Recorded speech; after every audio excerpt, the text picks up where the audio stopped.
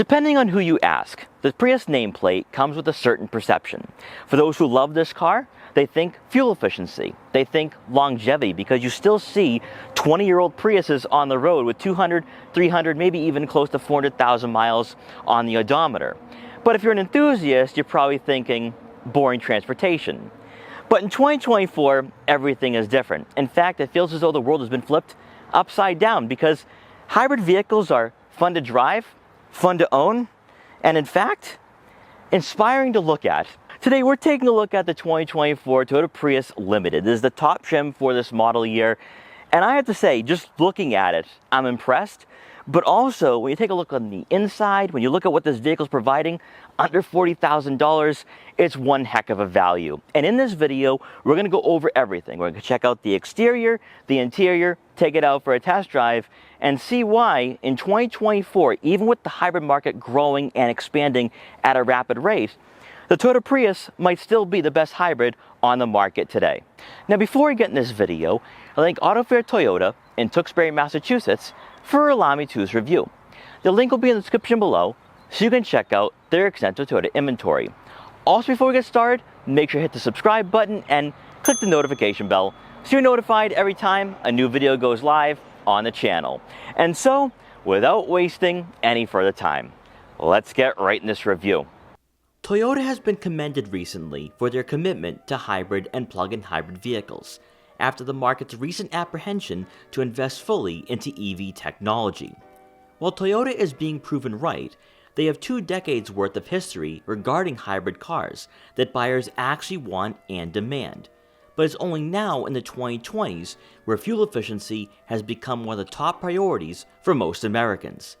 Now on its 5th generation, the Toyota Prius has now become a mainstream cultural icon, not necessarily for its eco-friendly approach, but its design and possibly even the inspiring driving environment buyers will immerse themselves in when getting behind the wheel. Starting off with pricing, the model we have today is a top trim limited, coming in with a starting cost of just under $36,500. But the idea that a car of this caliber can be had for under 30 grand with the base LE not only is remarkable, but quite possibly unrivaled. Before getting into the sleeker styling that has grabbed everyone's attention, the Prius has grown a bit compared to its predecessor, where it has a wider stance and is marginally longer by an inch. However, these minor dimension changes make no meaningful impact on interior space, at least on paper. Despite the strong opinions from outsiders who've always looked at the Prius in a negative light from a design perspective, the 2020s have kindled a legitimate interest by embracing a cool and somewhat cutting-edge front fascia. The Prius also, to some capacity in regards to aesthetics, is the basis for future hybrid products down the road, including the new Crown Signia crossover. With swooping LED headlights and a smoother and rounder front end, Toyota's most popular and controversial hybrid now has a classy and somewhat upscale persona, especially on higher trims. Rather than simply being an eco-friendly vehicle, there's now this sense of being embraced by a larger percentage of the general public, which only means good things to come down the road.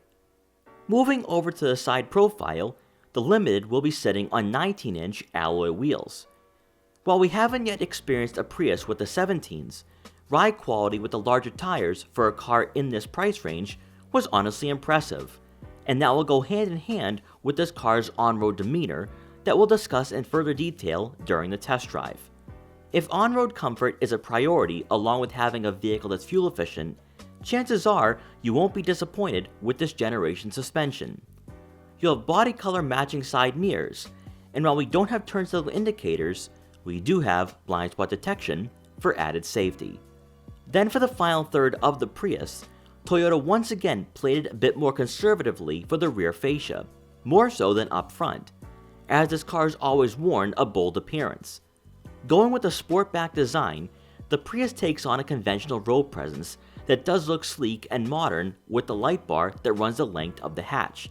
Despite evolving and maturing, Toyota wasn't afraid to retain some striking body lines.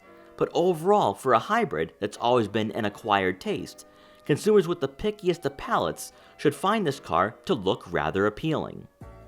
Under the hood, The Prius is powered by a 2-liter, 4-cylinder engine and 3 electric motors if you opt for all-wheel drive, for a combined output of 196 horsepower, and as with most hybrids from Toyota, this powertrain is paired with a CVT.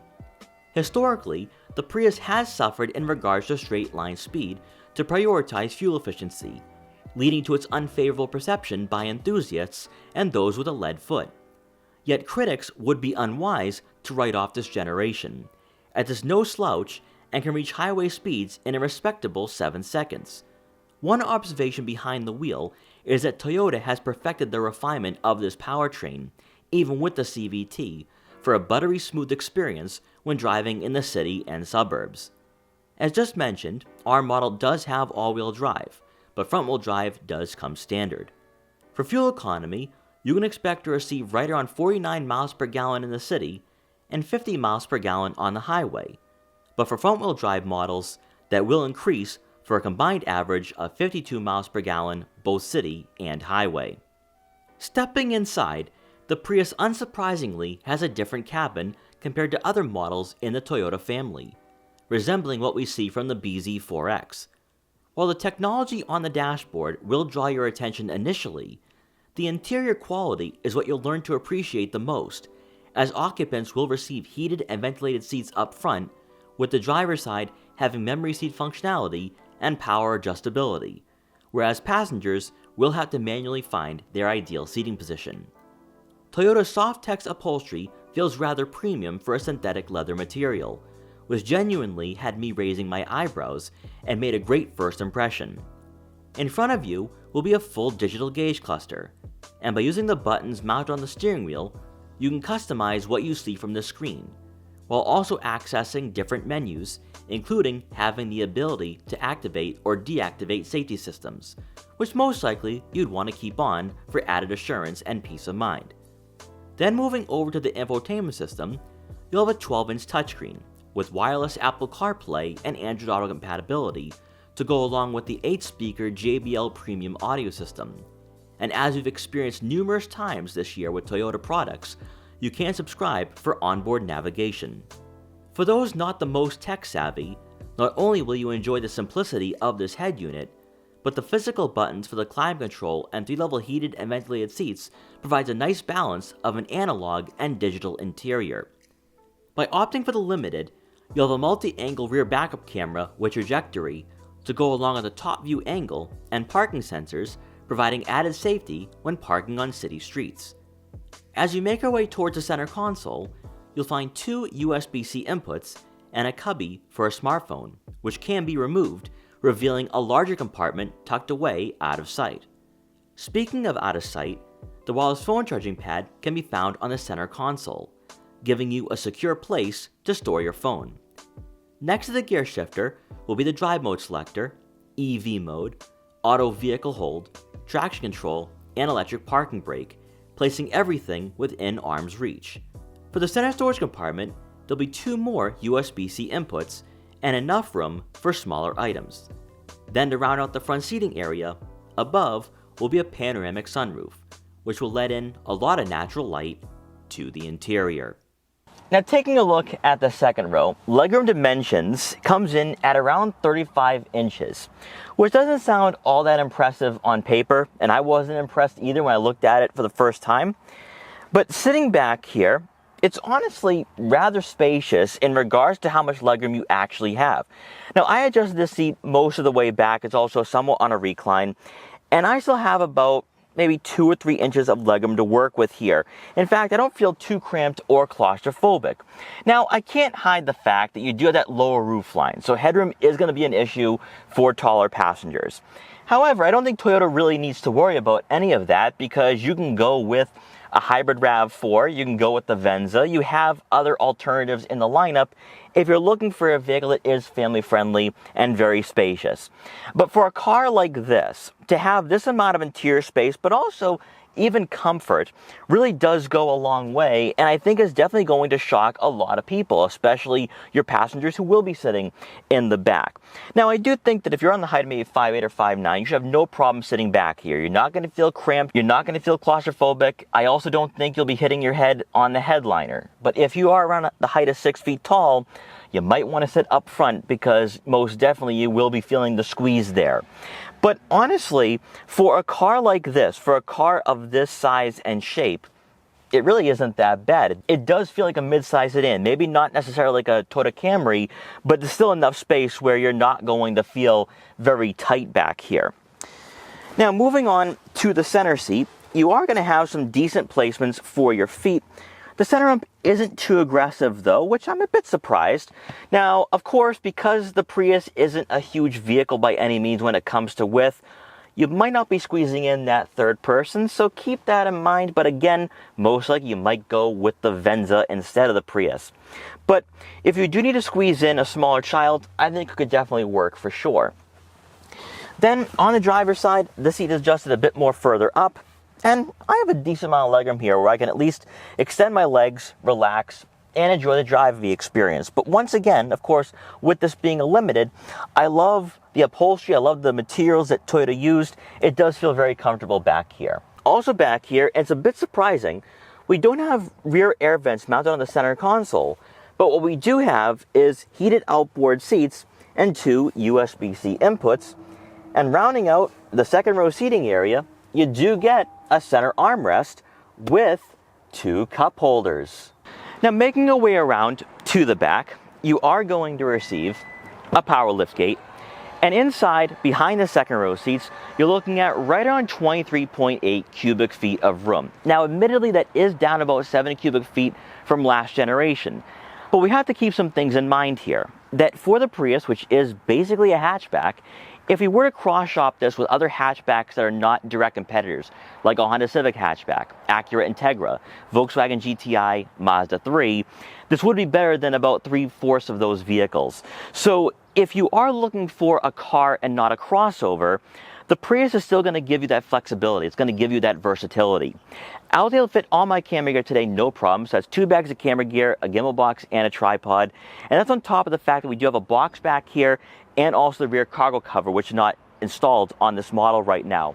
So I think that if you are going on a road trip with the family, you could probably fit 7 or 8 bags of luggage, no problem. Now, of course, if you're looking for a vehicle that is more family friendly, you might want to go in the RAV4 hybrid direction, or maybe even the Toyota Corolla Cross. But if you're specifically looking at a car, this would be a great option just because it is versatile and practical in many ways. Then with the second row seats folded, you're looking at right on 50 cubic feet of room. Once again, not too bad for a car in this market and for a car of this size. Also, of course, with it being a hatchback, you can store longer items back here, maybe even some bigger boxes as well. Once again, giving you the ability to store things in this vehicle that you might not be able to do in a traditional sedan. Now, as just previously mentioned, you do get a rear cargo cover, which will keep all your valuable items out of sight. So if you leave your Prius unattended for a while, you'll have that peace of mind knowing that nobody will peek in and steal what you have. And then finally, once you're done, just press the button and the liftgate will close automatically.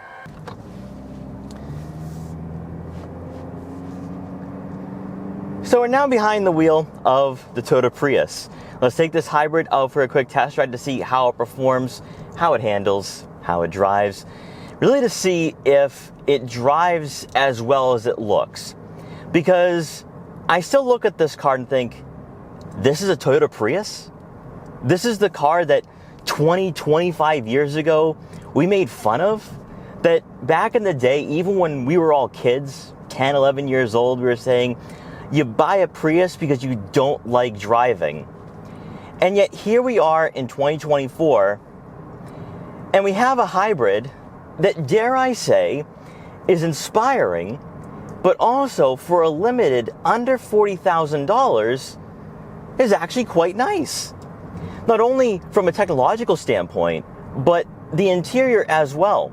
You walk into this vehicle for the first time and you think, this is actually a Toyota product? I mean, it resembles more of a Lexus than anything else, although this seems to be the direction that Toyota is going in, as we discovered with the Crown. But for a car that, when you look at its predecessors, when you take a look at where this car started back around 2000 and where we are today, Toyota is making hybrid vehicles fun and intriguing. And it starts with that design, but also being behind the wheel for the first 5 minutes or so, I'm beginning to notice that Toyota is giving this car some exciting driving characteristics that you wouldn't experience in a car with under 200 horsepower. Now, okay, this isn't a Toyota Supra. This isn't a GR86. This is not a sports car. It's not really a luxury car either. I would not put this in the same category as the Crown or a true Lexus product. But for a vehicle under $40,000, with the seating upholstery, with the leather-wrapped steering wheel, even the way the dashboard is designed, you really feel as though you're getting a lot of value for your money outside of the fuel efficiency. Now, since we are going to be on a back road for a bit, I decided to put the Prius in sport mode. I'm not expecting anything too dynamic or fun here. But when it comes to the steering, when it comes to handling, I'm genuinely impressed because, yes, it is light. It's not heavy like a German car. It doesn't have like that sports handling. But even with the lightness, it's not vague. It's agile in the corners. I like the way the suspension feels. And it's not this numb and necessarily sedated experience. Now, this would all be in relative terms because when you look at the prior Priuses that came out, not going to be a sports car. You're not going to be, leaving people in the dust here. But what you are going to have, though, for a daily driver, for a commuter vehicle, you are going to have a car that does give you a sense of fun and adventure. Now, obviously, with this powertrain being paired with a CVT, that does take away from the driving experience a bit. And I do wish that Toyota would drop in a traditional automatic with their hybrids. I don't think they'll ever do that because they don't need to.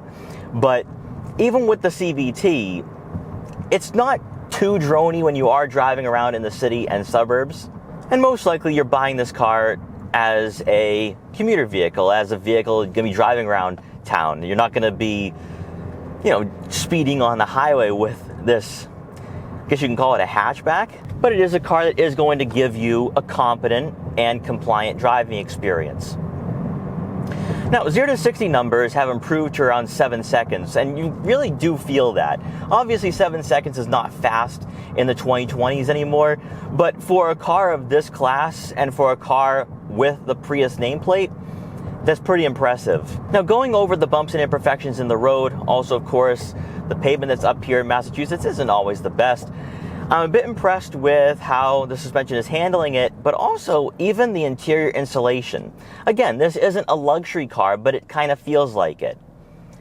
And of course, with it being a hybrid, it's not going to be as loud, it's not going to be boisterous, it's not going to be a vehicle that is going to produce a lot of noise, even though we do have that CVT and the 4-cylinder. But when you're cruising around, it's so quiet, it almost feels like you're driving an EV. From a driver's perspective, being behind the wheel with this gauge cluster and infotainment system, also of course the dashboard, for some reason I find this more appealing in the Prius than in the BZ4X. And I'm not really a huge fan of the BZ4X and what Toyota has done to their first electric vehicle in the modern age. But with the Prius, it works. And I don't know if it's because it's a smaller vehicle per se, but it has a nice futuristic feel without feeling too 22nd century in here. I think if you're hopping in from an older Prius, you're going to find yourself right at home. And Toyota seems to be very conservative with their technology, that they're not going to go in the same direction as, say, Tesla or other luxury manufacturers. And you see that with Lexus as well, where they stay with what they know and they're not going to confuse you with in-depth user interfaces and in-depth gauge clusters. So what you have here on the screen ahead of you is really the basics and the bare necessities. And I think that if you are somebody who isn't tech focused, isn't used to a lot of technology, even though you don't have any analog gauges, you don't have a lot of buttons per se, I think you are going to like the driving experience. But better yet though, you still have the physical buttons for your climate control and heated and ventilated seats. So that's something you don't really see anymore in the automotive industry. So I like the way the interior is laid out. It has a nice blend that I think definitely works now in 2024 and what buyers are demanding. Now we're going to see what the Prius is capable of as we get on the highway here. As you can tell, you can hear that 4-cylinder.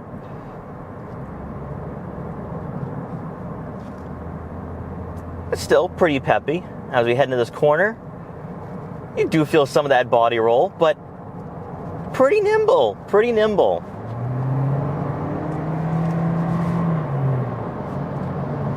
And we're already up to highway speeds. Very nice, very nice. See if we can pass a driver or two. It puts the power down. It puts the power down very well. Now, at highway speeds, of course, you're going to hear some of that road noise. But it has a nice sense of having a lower center of gravity. And again, that is not something that you would expect for a car like the Prius. It feels very secure and planted on the roadways. Pretty comfortable as well. And really for an economical car, for a fuel-efficient car, for something that isn't an EV, and really for a car that kind of created the hybrid market, this doesn't feel like most of the hybrids I've driven.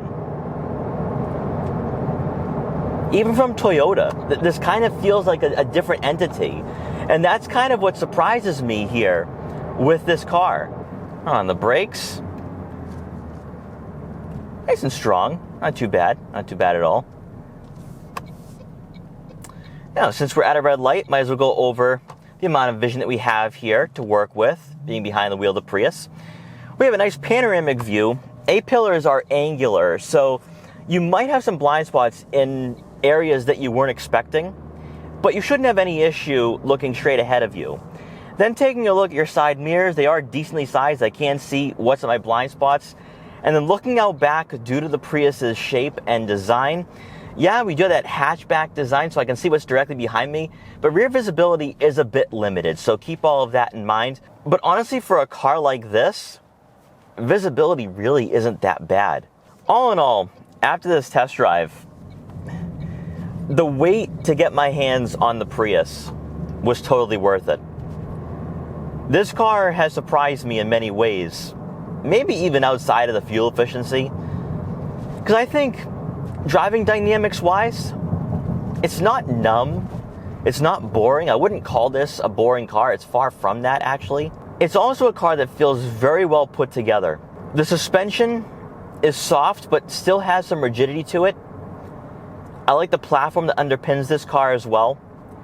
I think the interior for a sub $40,000 car is phenomenal in 2024. You don't really see this right now in the market. Now, of course, you don't really have the soft to touch materials, but that's not what you're looking for out of a Prius. And also, I love the interior insulation. Now again, with fuel efficiency, you're sacrificing performance. You're sacrificing getting pushed back in your seat. But for a lot of you who are looking at buying a hybrid, you don't really care. And I think that if you want something that's a bit more exciting than your prior generation Prius, or maybe you're somebody that has a fun car in the garage, but you're looking for that fuel-efficient vehicle to make up for what you're going to be spending every weekend when you do go on those road trips, or you're just having a lot of fun maybe in your Supra or GR86, you're going to love the Prius Monday through Friday. It's a comfortable car. It feels nice. The CVT doesn't really get in the way. I honestly think, out of all the hybrids that I have reviewed, out of all the hybrids that I have featured, not only just above $40,000, but also in this market, I still think the Prius is the way to go. I really do. So to wrap up my time with the 2024 Toyota Prius, what are my final thoughts and takeaways for what I think is an affordable hybrid hatchback? Maybe 20 years ago, it wasn't cool to suggest that the Prius is or was a great vehicle. But now, in the 2020s, you have to look at this car, compare it to other hybrids on the market, maybe even compare it to its predecessors, and you now have to say that what Toyota is giving you here with this nameplate is rather intriguing and very interesting, to say the least. Now, as I said during the test drive, it's not a fast car, it's not dynamic, it's not sporty, and some enthusiasts out there might still be rolling their eyes. But if you're somebody who liked the idea and the proposition of getting close to 50 miles per gallon, but you didn't like the look of the Prius in the past, and you also didn't like some of the features that were being offered, you now have to come back and look at this car and say, wait a minute, I have a daily driver that looks sporty, that looks fun, that blends in on the roadways very nicely. It definitely doesn't stand out like the earlier generations of the Prius. Of course, in a bad way, this actually does look very nice and definitely captures my attention. I think captures a lot of people's attention now. But also when you're behind the wheel, especially in the Limited, you have a good amount of technology, but also interior comfort and refinement.